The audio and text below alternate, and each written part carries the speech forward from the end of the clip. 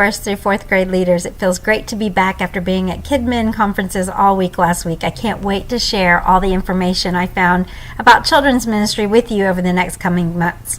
Well, we're finishing up our month on the big idea of commitment. Commitment is making a plan and putting it into practice. We're going to finish out the month with in Mark chapter 12 verses 41 through 44, where Jesus is with his disciples and notices how the wealthy people are giving a lot of money, but then comes a poor widow who just gives 2 small coins, and yet Jesus says the woman actually gave more than the rich people because she gave everything she had. Our bottom line this week is going to be practice living for God. We're going to kick off as the kids enter with a fun interactive game called it's building pennies, and what we're going to have is pennies at all the small group stations. They're going to build towers with the pennies and see how high they can make them. That'll be a fun just opening activity. Then after we go to large group time, we'll have game time, worship, and then we're going to come back and we'll do our first icebreaker. What about what the kids' favorite game or exercise, favorite sport or exercise is. Then activity 1 is called a penny for your thoughts. They will have a penny activity page that you're going to pass out to every single kiddo. You're going to pair up the kids and ask them to share one thing that they could do this week to practice living for God.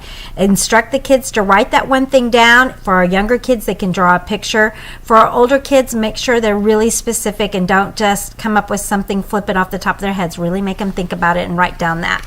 On activity 2, we're going to do fitness freeze. This is going to be a review of the Bible verse. What we're going to do is we're going to do this all together. So we're going to have everybody come together in the center of the room at the same time. We're going to read 1st Timothy 4:8 together. We're going to put it on the screen just to help the kiddos.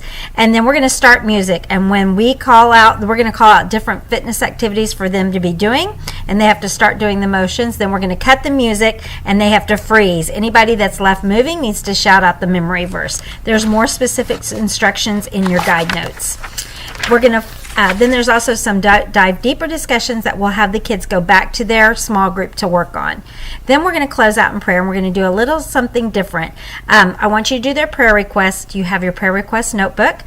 Pray together. But for you as leaders this week, we're going to have little postcards for you that are going to be an encouragement for us to mail out to the kids. I want you just to write your name on those postcards. If you want to write a little note, you can, but you have a lot of kids, so I don't know if you have time.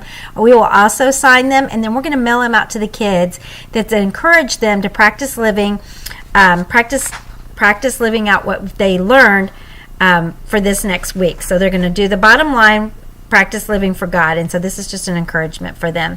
Hope you're having a great week. I can't wait to see you. Don't forget, we need to do our Huddle Up time to pray for our kiddos. I'm going to have a little surprise for everybody who makes it for Huddle Up time. So make sure you're there 25 minutes before service starts, because our kids start checking in about 15 or 20 minutes before. So I will see you in Huddle Up time, 8:35 for first service, 10:10 for second service. See you in Huddle Up. Can't wait.